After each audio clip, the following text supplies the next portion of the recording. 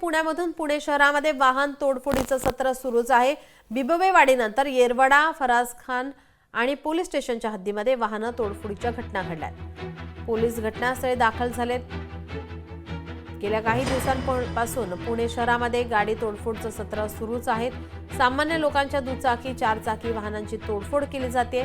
तर काल शहरामध्ये बिबवेवाडी या परिसरामध्ये तोडफोड झाल्यानंतर घटना समोर आली आहे।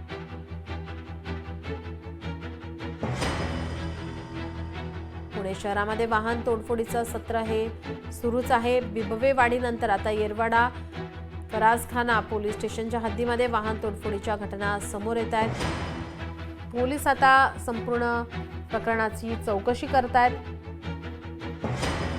गेल्या काही दिवसांपासून पुणे शहरामध्ये गाडी तोडफोडीचं सत्र सुरूच आहे।